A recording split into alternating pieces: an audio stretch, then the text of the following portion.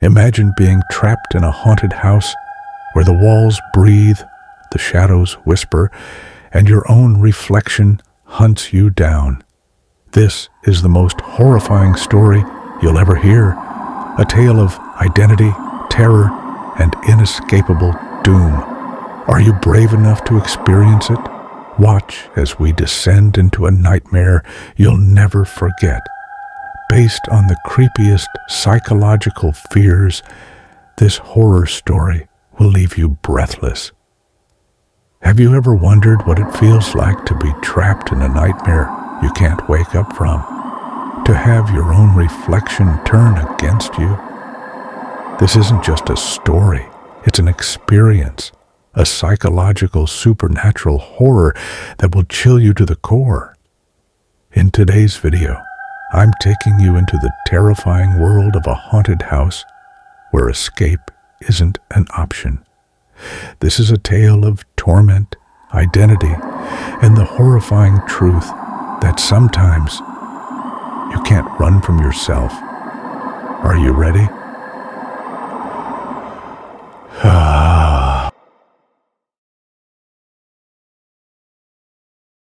I didn't want to return to the house.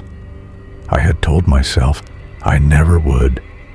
But there I was, standing at the edge of the overgrown driveway, staring at the peeling paint on the warped wooden boards, listening to the wind howl through the cracked windows, like the house itself was breathing.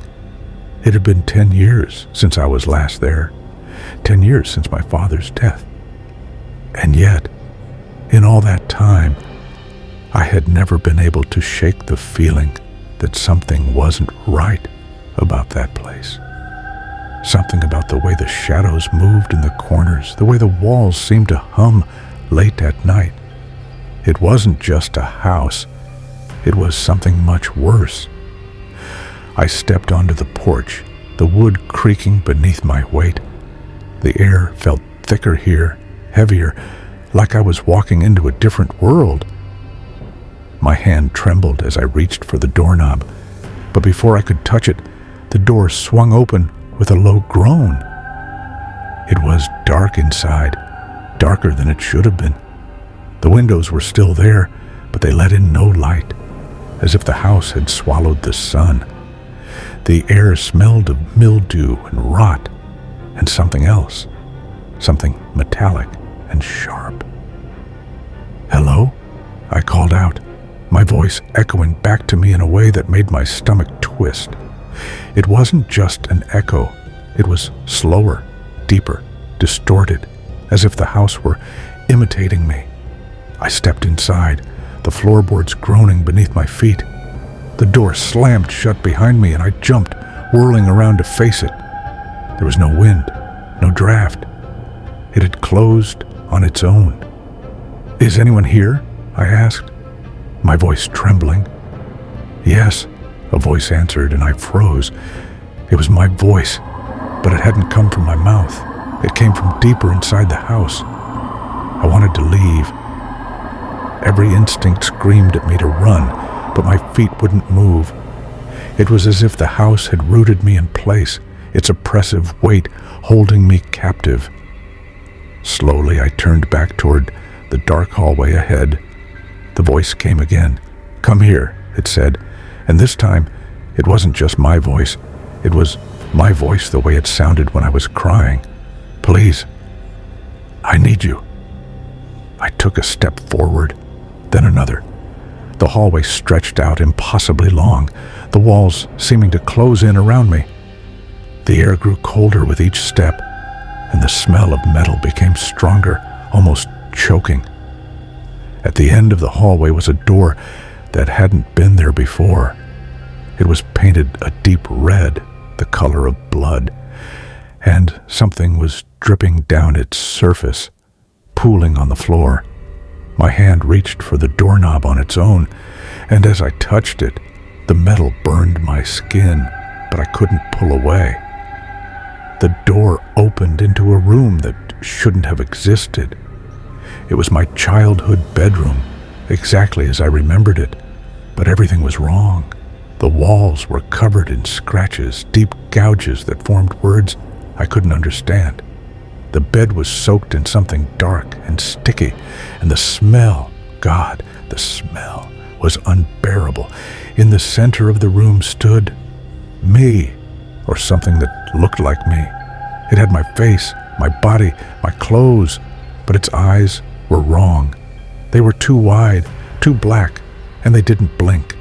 It was smiling at me, a smile too big for its face, its teeth sharp and glistening. "Why did you leave me?" it asked, its voice a perfect imitation of my own, but layered with something else, something guttural and inhuman. I don't understand," I stammered, my body trembling. "You left me here," it said, taking a step toward me. Its movements were jerky, unnatural, like a puppet on strings. "You let me die." "No," I whispered, backing away. "You're not real. This isn't real." It laughed, a sound that made my ears ring and my vision blur. "Oh, I'm real," it said. "I've always been real. And now you're home." It lunged at me, its hands clawing at my face, and I screamed. I stumbled back, tripping over something on the floor, and when I hit the ground, the room was gone. I was back in the hallway, but it was different now. The walls were pulsing, oozing something black and tar-like, and the floor was wet and sticky. I scrambled to my feet, my breath coming in ragged gasps. The house was alive, and it was angry. I could hear it groaning, feel it shifting beneath my feet, and somewhere in the distance, that voice, my voice, was laughing. I ran. I didn't know where I was going, but I had to get out. The hallway twisted and turned, stretching out endlessly, and no matter how far I ran, I couldn't find the front door. The house was toying with me, leading me deeper into its heart. Finally, I stumbled into a room I didn't recognize, and the door slammed shut behind me. The walls were lined with mirrors, each one reflecting a different version of me. Some were younger, some older, some covered in blood, some with lifeless, empty eyes. They all stared at me, their mouths moving in unison, though no sound came out. Then, one by one, they began to step out of the mirrors, their movements slow and deliberate. They surrounded me, their faces twisted into expressions of rage and despair. "You left us," they whispered, their voices overlapping in a cacophony of anger and sorrow. "You let us die." "I don't understand," I cried, tears streaming down my face. "I didn't do anything." "That's the problem," they said, their voices merging into one, deep and guttural. "You did nothing, and now you'll stay here with us forever." They closed in on me, their hands cold and claw-like, and as they touched me, I felt my skin begin to burn, my vision fading to black. When I woke up, I was back in my car, parked at the end of the driveway. The house was gone, replaced by an empty lot overgrown with weeds. But as I looked into the rearview mirror, I saw something in the back seat, something with my face, smiling, that too wide smile. I didn't move. I couldn't. My body was frozen, my hands gripping the steering wheel so tightly, my knuckles turned white. The thing in the rearview mirror, the thing with my face, just sat there, staring at me with that impossible smile. Its teeth were too sharp, too bright, and its eyes, they weren't eyes at all. They were pits, dark and endless, like staring into a void. I wanted to scream, to throw open the door and run, but I was paralyzed. It tilted its head, mimicking me in a way that felt mocking, cruel. Then it spoke. "Are you happy?" it asked. Its voice was mine, but there was something wrong with it. It sounded layered, like 100 versions of me speaking at once, overlapping and out of sync. What do you want?" I finally managed to choke out, my voice trembling. It leaned forward, its body moving in jerky, unnatural bursts, like a broken marionette. I could feel its breath on the back of my neck, cold and damp, and I realized with growing terror that it wasn't just in the mirror anymore. It was in the car with me. "You left me," it whispered, its voice low and guttural now, like it was dragging the words up from the depths of something ancient and cruel. "You left us, and now you're going to pay." I slammed my hand against the door handle, fumbling to open it, but it wouldn't budge. The lock wouldn't turn, no matter how hard I pulled. My breath came in ragged gasps as panic set in. The air inside the car was growing thicker, heavier, as if the thing was sucking all the oxygen out of the space. "Let me go," I screamed, tears streaming down my face. "I didn't do anything." It laughed, a terrible rasping sound that made my ears ache. "You did nothing," it said, echoing the words of the figures from the mirrors. "And now you'll do nothing forever." The car's engine roared to life on its own, and the vehicle began to move, lurching forward down the overgrown driveway. I wasn't touching the gas pedal, wasn't steering. It was as if the car had a mind of its own. The thing in the back seat leaned closer, its face inches from mine, and I could see its skin wasn't skin at all. It was cracked and slick, like wet clay, barely holding itself together. "Where are we going?" I whispered, my voice barely audible. "Home," it said simply, its smile widening even further, stretching its face in ways that shouldn't have been possible. The driveway seemed to stretch on forever, far longer than it had been when I arrived. The trees on either side loomed closer, their twisted branches clawing at the windows like skeletal hands. The sky above was dark, unnaturally so, with no stars or moon to guide the way. I felt like I was sinking, like the car was dragging me deeper into some place I couldn't escape. Finally, the car came to a stop, the engine cut out, and for a moment, there was silence. I didn't dare look in the rearview mirror, too afraid of what I might see. Slowly, I reached for the door handle again, and this time, it opened. I stumbled out of the car, falling to my knees on cold, damp earth. When I looked up, my heart sank. The house was back, but it wasn't the same house I had seen earlier. It was larger now, impossibly so, its roof disappearing into the darkness above. The windows were all broken, gaping holes that seemed to watch me, and the front door hung open, revealing nothing but pitch-black emptiness inside. The air around it was wrong. It shimmered and rippled, like heat waves rising off pavement. But it was cold, so cold I could see my breath. Behind me, the car door slammed shut, and when I turned around, the car was gone. It had vanished, leaving me alone with the house. "Come inside," the voice called, echoing from the doorway. It was my voice again, but this time it was softer, almost pleading. "Please, I need you." I shook my head, backing away. No, I'm not going in there. But the ground beneath me shifted, and I fell forward, landing hard on my hands and knees. When I looked up, I was at the threshold of the house. The door loomed above me, its edges pulsing like a living thing. I tried to crawl backward, but something grabbed my ankles, something cold and slimy, with fingers that felt too long and sharp. It dragged me inside. The door slammed shut behind me, and I was plunged into darkness. I scrambled to my feet, my hands outstretched, feeling for something, anything that could guide me. The air was thick and heavy, and I could hear faint whispers all around me.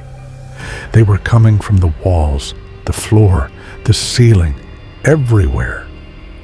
"You shouldn't have come back," one voice said, soft and accusatory. "You'll never leave," said another, colder and more menacing. "I didn't mean to come back," I shouted, spinning in circles, trying to locate the source of the voices. "I didn't want any of this." The whispers turned into laughter, high-pitched, guttural, mocking, and then a light flickered on above me, illuminating the room. I was back in my childhood living room, but just like the bedroom earlier, it was wrong. The furniture was in the same place I remembered, but it was covered in a thick layer of dust and cobwebs.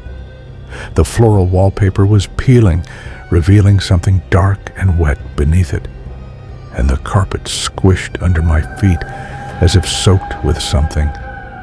In the center of the room was a figure. It was sitting in my father's old armchair, its back to me. I didn't need to see its face to know what it was. I could feel it. "Why did you leave us?" it asked, its voice low and broken. I swallowed hard, my throat dry. I didn't leave you. I left the house. That's all." The figure stood, its movements slow and deliberate. It turned to face me, and my stomach dropped. It was my father, or at least it looked like him. But his face was pale and sunken, his eyes hollow, and his mouth was twisted into that same too wide smile. "This house is us," he said, his voice echoing. "You can't leave one without leaving the other." I shook my head, backing away. "You're not real. None of this is real." The thing that looked like my father took a step toward me, and then another, its body twitching and jerking with each movement. "You abandoned us," it hissed, and its voice began to change, shifting into my own. "You abandoned yourself." I turned and ran, bolting down the hallway. But no matter how far I went, the door was always ahead of me, and the whispers were always behind me. I kept running down the hallway, my breaths ragged and burning in my chest. The walls seemed to close in on me as I moved, narrowing until my shoulders scraped against their cold, damp surface. I could feel something wet streaking against my skin like slime or blood, but I didn't dare stop to look. The whispers behind me grew louder, overlapping, dissonant, until they weren't whispers anymore. They were screams. "Come back," they shrieked, their voices jagged and raw like nails scraping against glass. "You can't leave. You don't get to leave." I stumbled forward, my legs shaking beneath me, and fell to my knees. The floor wasn't wood anymore. It was soft and sticky, like flesh. I gagged as the smell of copper and decay hit me, sharp and overwhelming. I tried to push myself up, but my hands sank into the floor, and I realized with growing terror that it was pulsing beneath me, as if it were alive. "Let me out," I screamed, clawing at the walls, the ceiling, anything. "Please, let me out." The house didn't answer me. It didn't need to. The walls began to shift, the plaster peeling away to reveal something dark and wet underneath, something that glistened and oozed. Shapes moved just beneath the surface, pushing and writhing, and I realized they were faces, hundreds of them. Their mouths opened and closed soundlessly, their eyes rolling in every direction, and I could feel their pain, their rage, their despair, like it was my own. "You're part of us now," one of the faces whispered, its voice slithering into my ears. "You've always been part of us." "No," I muttered, shaking my head. "No, I'm not. But the faces didn't stop. They pressed closer, emerging from the walls, the floor, the ceiling, until they surrounded me completely. Their mouths opened wide, wider than should have been possible, revealing rows of jagged, broken teeth, and the air filled with the sound of their screams. I bolted upright and ran again, my bare feet slapping against the fleshy ground. The hallway twisted and turned in impossible ways, spiraling upward and downward, sometimes bending back on itself like a snake. I didn't know where I was going. There was no destination, no escape, but I couldn't stop. If I stopped, I knew they'd catch me. I finally burst through a door and into a room that wasn't like the others. It was smaller, quieter, almost normal. The walls were plain and white, the floor hardwood, and a single light bulb dangled from the ceiling, flickering weakly. In the center of the room was a table, and on the table was a tape recorder. I hesitated, my chest rising and falling as I tried to catch my breath. The room felt like a trap. I knew it was a trap, but there was nowhere else to go. Slowly, I approached the table, my footsteps echoing in the stillness. The tape recorder was old, the kind my dad used to have back when he worked on his music. It was already running, the reels spinning silently. I reached out to stop it, but before my fingers could touch it, the tape hissed and crackled to life. A voice came through the speaker, my voice. "Do you remember what you did?" it said, soft and accusing. I froze, my hand hovering over the recorder. "What?" I whispered. "What are you talking about?" The voice laughed, a cruel, hollow sound that made my skin crawl. "You don't remember? Let me remind you." The tape hissed again, and another voice joined mine. It was my father's voice, but it didn't sound like him. It was distorted, warped, like it had been dragged through layers of static and noise. "You said you'd stay," the voice rasped. "You promised, but you left." "No," I said, shaking my head. "That's not true. I didn't leave. I... The tape cut off abruptly, and the room plunged into silence. For a moment, I thought it was over, but then the light bulb above me exploded, plunging the room into darkness, and I heard it, breathing, slow, shallow, and right behind me. I didn't want to turn around. I didn't want to see what was there, but I couldn't stop myself. My body moved on its own, twisting to face the thing that had been waiting for me. It was me, but it wasn't me. It stood just inches away, its face pale and slick with something that looked like blood. Its eyes were wide and empty, its mouth stretched into that same awful smile, and its head tilted at an unnatural angle. I could hear its neck cracking as it moved, the sound sharp and wet. "You can't run from yourself," it said, its voice a perfect imitation of mine. "No matter how far you go." I screamed and stumbled back, tripping over the table. The tape recorder hit the ground and shattered, the tape unraveling and snaking toward me like a living thing.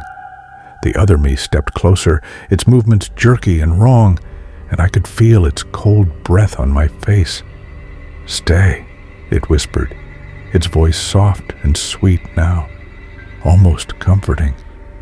"Stay with us." I scrambled to my feet and bolted for the door, but it wasn't there anymore. The walls had closed in, the room shrinking around me, and the air grew thick and heavy, pressing against my chest like a weight. I couldn't breathe. I couldn't think. All I could do was scream as the thing that looked like me reached out, its fingers brushing against my arm, its touch ice cold and burning at the same time. And then everything went black. When I opened my eyes, I was back in my car. The engine was running, and the headlights illuminated the empty lot where the house had been. My hands were gripping the steering wheel, and my knuckles were white. But I couldn't remember how I'd gotten there. My heart was pounding in my chest, and I felt like I was going to be sick. For a moment, I thought it was over. I thought I had escaped. But then, I looked in the rearview mirror. It was still there. The thing with my face. It smiled at me, its teeth sharp and glistening, and its eyes dark and endless. "You can't leave," it said, its voice soft and sweet. "You'll never leave." I slammed my foot on the gas and sped away, the tires screeching against the pavement. But no matter how far I drove, no matter how fast I went, I could still see it in the mirror, sitting in the back seat, smiling that awful smile. And I knew, deep down, that it was right. I'd never leave. The hallway stretched on forever. My feet pounded against the floor, but the sound was wrong, too sharp, too echoing, as if I were running on something hollow. The walls pulsed with every step, oozing a thick black substance that dripped to the floor and clung to my shoes, making my strides heavier with every passing second. The whispers followed me, growing louder and louder until they weren't whispers anymore. They were screams. "Come back," they howled, voices overlapping, screeching in my ears.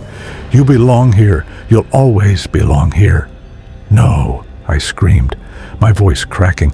"Leave me alone. Just let me go." But the house wasn't listening. It was alive, and it wanted me. I could feel it in the way the floor shifted beneath me, in the way the walls seemed to close in, forcing me forward. The air was suffocating now, thick and damp, and every breath tasted like rot. My legs burned, but I couldn't stop running. I couldn't stop, because I knew if I did, it would catch me. And then, suddenly, there was no more hallway. I stumbled, my momentum carrying me forward into a room I didn't recognize. The walls were dark, almost black, and the floor was covered in something wet and sticky. The stench of decay was overwhelming, and I gagged, covering my mouth with my hand. There was no furniture, no windows, no doors, just endless darkness stretching out in every direction. But I wasn't alone. I could feel them watching me, their eyes boring into my back, their presence pressing down on me like a physical weight. Slowly, I turned around. They were everywhere. Figures stood in the darkness surrounding me, their forms barely visible in the dim light. Some were tall and thin, their limbs impossibly long, while others were hunched and twisted, their bodies contorted into unnatural shapes. Their faces, God, their faces. They were blank, featureless, like mannequins, but their heads twitched and jerked as if they were trying to form its expressions. And then, as one, they spoke. "You left us." Their voices were a chorus, overlapping and distorted, a cacophony of anger and sorrow. It wasn't just my voice anymore. It was voices I didn't recognize. Voices of men, women, and children, all blending together in a terrible harmony. "I didn't leave anyone," I shouted, my voice shaking. "I didn't do anything." "You did nothing," they said, stepping closer. Their movements were erratic, like they were being dragged forward by invisible strings. "And now you will pay." I stumbled back, my heart racing, but there was nowhere to go. The room was closing in, the walls pressing closer, the figures surrounding me. Their blank faces began to change, features forming like clay being molded. And as I watched, I realized they were becoming me. Each one of them had my face now, but twisted and wrong. Their eyes were too wide, their mouths stretched into grotesque smiles that split their faces open. Blood dripped from their lips, pooling on the floor, mixing with the black sludge that covered everything. "Join us," they whispered, their voices soft and seductive now, laced with something dark terrible. You can't escape. You were always meant to be here.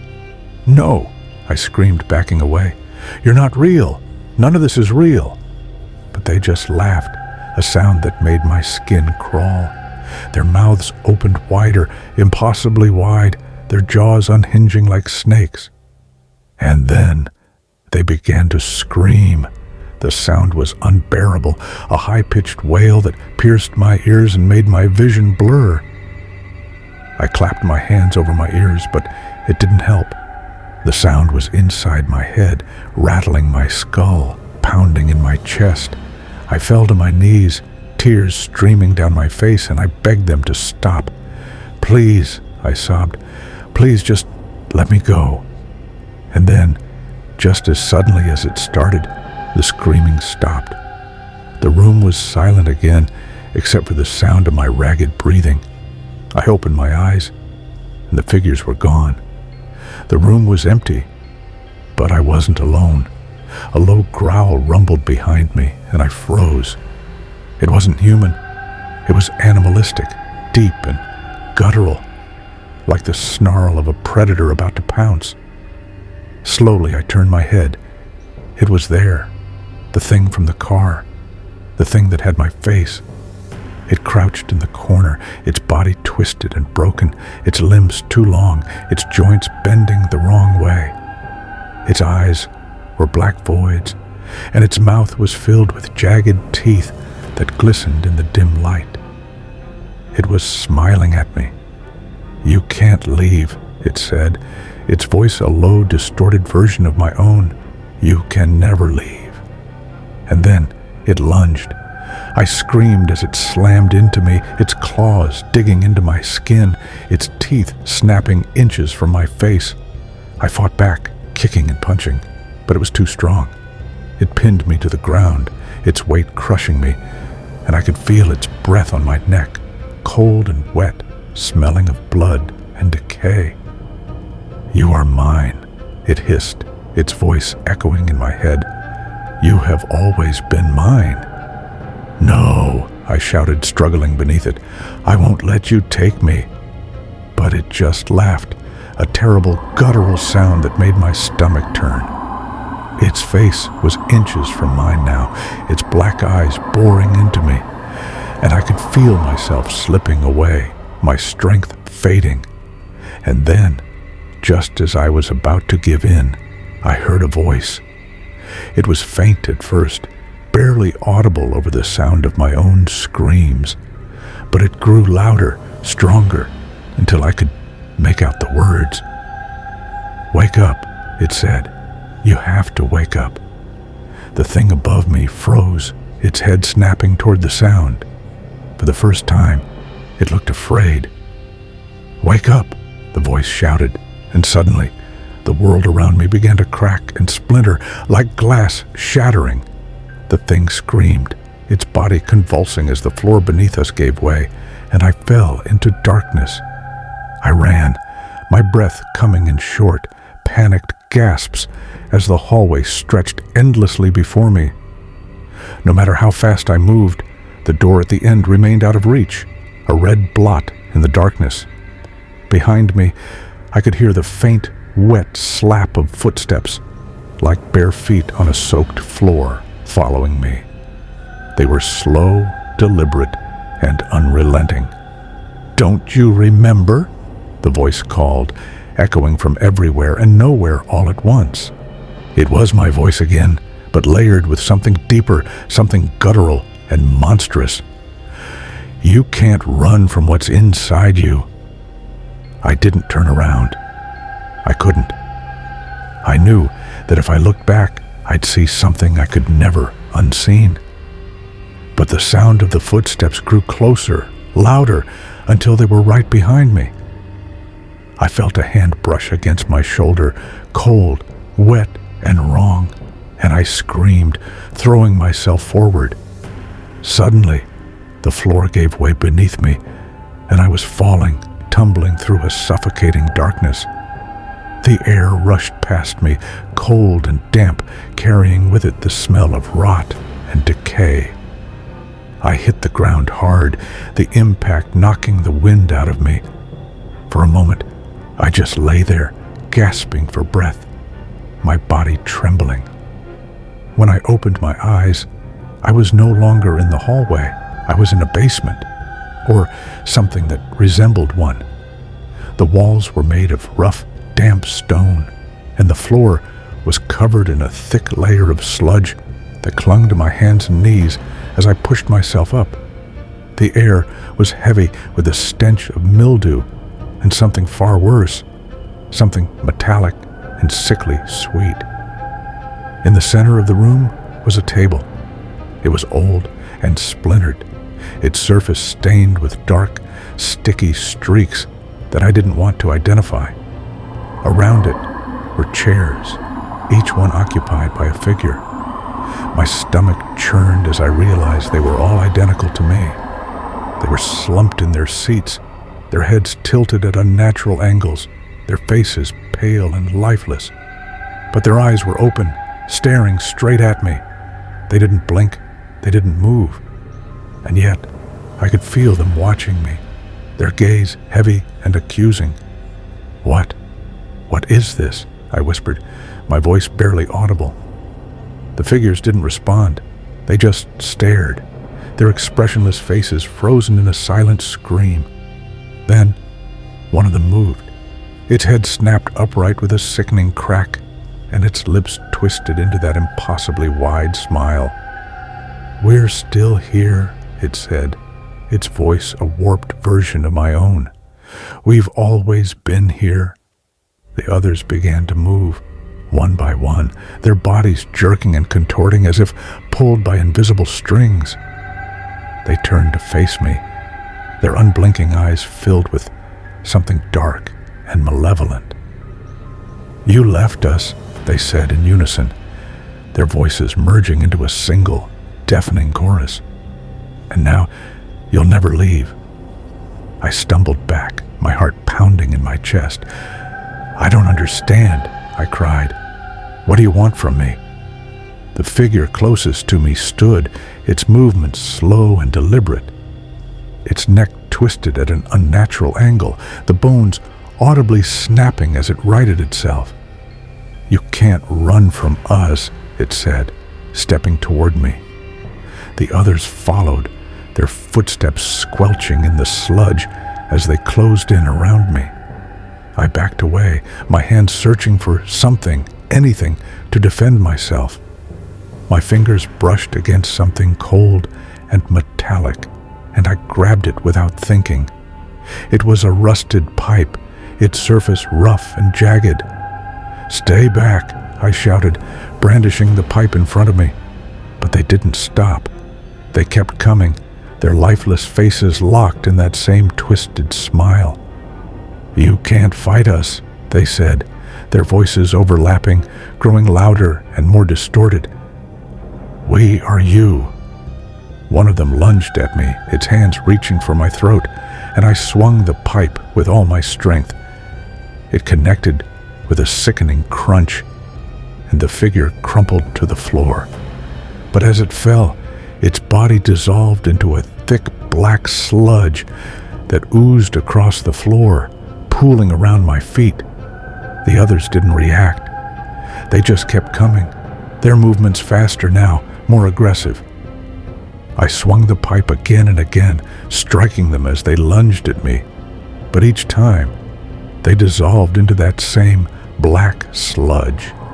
The floor was now covered in it, the sticky substance clinging to my shoes, making it harder to move. Then, the whispers started again. "You can't escape," they said, their voices coming from the walls, the floor, the air around me. "You belong to us." The sludge began to rise, creeping up my legs, cold and slimy. I tried to pull away, but it clung to me, dragging me down. I screamed, thrashing against it, but it was no use. It was pulling me under, swallowing me whole. The last thing I saw before the darkness consumed me was the figures standing over me, their smiles widening as they watched me sink. When I opened my eyes, I was back in the house. living room was just as I had left it, dusty and decayed, the furniture warped and crumbling. But something was different. The air felt heavier, suffocating, and the shadows in the corners seemed to ripple and shift, as if alive. I tried to move, but my body felt strange, unfamiliar. My limbs were stiff, my movements jerky. I stumbled to my feet, my vision swimming, and caught sight of myself in the cracked mirror above the fireplace. It wasn't me. The face staring back at me was mine, but it wasn't mine. The eyes were hollow, the skin pale and cracked, the mouth twisted into that same too wide smile. I reached up to touch my face, and the reflection did the same, but it didn't feel like my hand. It felt like something else, something cold and foreign. The whispers returned, louder now, deafening. They weren't just in the walls anymore. They were in my head, crawling under my skin, filling my mind with their terrible, endless chorus. "You're home," they said, their voices merging into one, "and you'll never leave." I screamed, but the sound that came out wasn't mine. It was theirs. And in that moment, I realized the truth.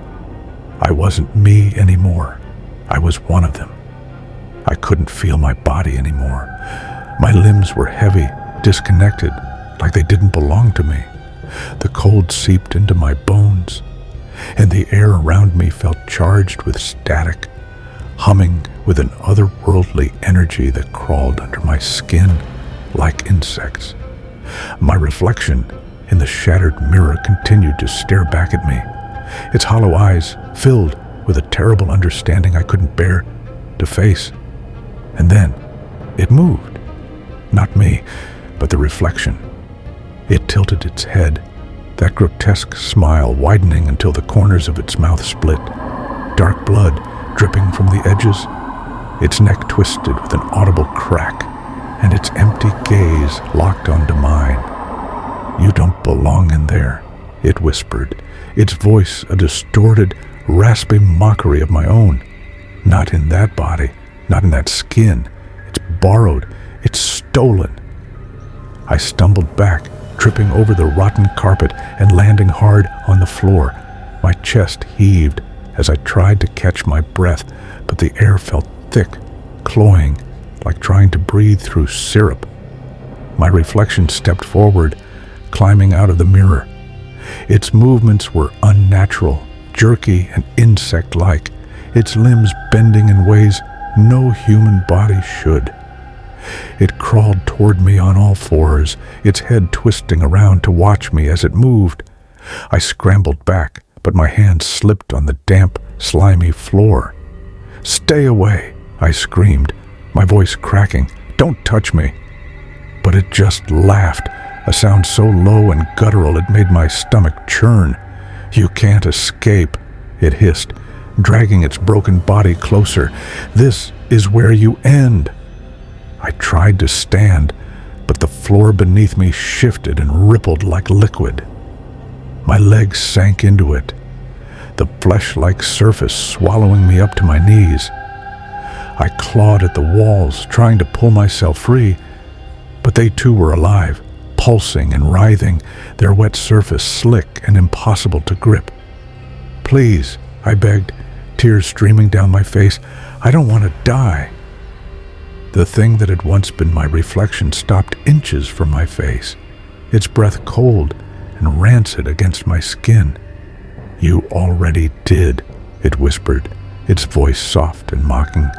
"You've been dead for so long, you just don't know it yet." And then it reached for me. Its fingers were long and jagged, the nails black and cracked, and as they brushed against my skin, a searing pain shot through me. It burned, deep and raw, like fire tearing through my flesh. I screamed, but the sound was swallowed by the house, the walls vibrating with an almost human-like glee. I looked down and saw that its fingers weren't just touching me, they were sinking into me, merging with my skin.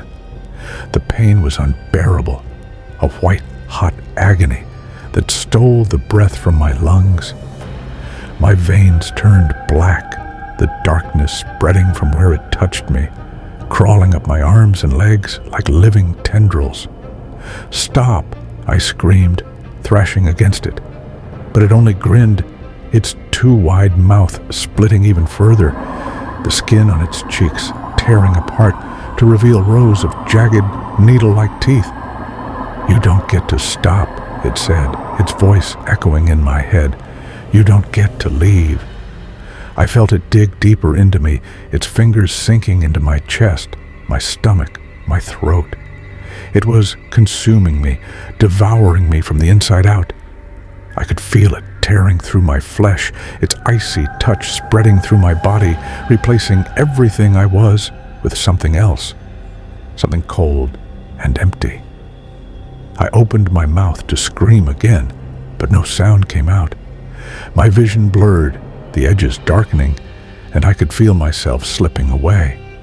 My limbs went numb, then my chest, then my head, until there was nothing left but the cold. The thing smiled down at me, its black eyes filled with triumph, and I watched in horror as it began to peel me apart. It started with my skin. Its claws sank into my flesh, tearing it away in long, wet strips. The pain was indescribable, a raw, searing agony that made my entire body convulse. Blood poured from the wounds, pooling beneath me, but I couldn't move. I could only watch as it pulled away everything that made me, me. Beneath the skin was something I didn't recognize. It wasn't muscle or bone. It was black, writhing, like worms squirming in a tangled mass. The thing laughed as it exposed me, its jagged teeth glinting in the dim light. "This is what you are," it said, holding up a piece of my skin like a trophy. "This is all you've ever been." "No," I whispered, my voice barely audible. "That's not me. That's not me." But the thing just grinned, leaning closer until its face was inches from mine. "It's always been you," it said, "and now it's all that's left." I felt it dig deeper, tearing at my insides, ripping away everything I thought I was. I could feel myself unraveling, my thoughts, my memories, my very sense of self dissolving into nothingness. The thing was taking it all, leaving behind only the black, writhing mass that it claimed was me. And then, finally, it reached my heart. It wrapped its claws around it, the icy touch radiating through my chest, and I felt it squeeze. The pain was unbearable, a crushing pressure that made my entire body seize. My vision went white, and for a moment, I thought it was over. I thought I was dead. But then, I opened my eyes. I was standing in the middle of the room, staring at the lifeless, skinless husk on the floor. It was me, or what was left of me. My body was torn apart, my flesh gone, my bones exposed and broken. And yet, I wasn't in it anymore. I was outside of it, watching, unable to move, unable to scream. The thing that had done this to me stood over the body, its jagged teeth glinting as it smiled. Slowly, it turned to face me, its black eyes locking onto mine. "You're free now," it said, its voice soft and almost kind.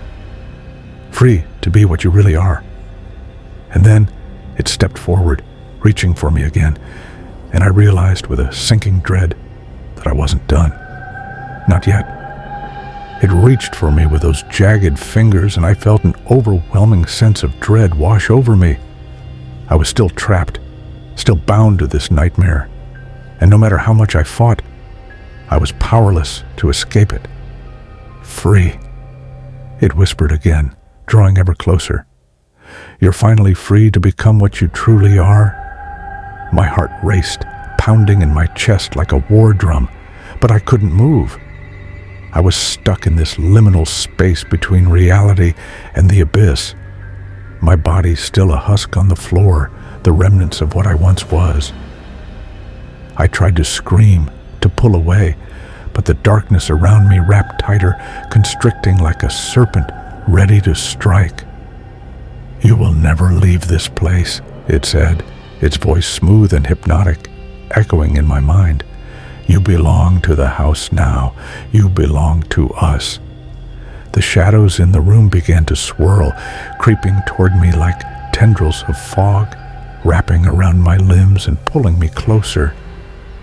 I saw the figures again, the ones with my face, the ones that had watched me suffer. They were rising from the floor, merging with the shadows, their eyes glowing with a malevolent hunger. "Join us," they chanted, their voices a haunting melody that filled the air.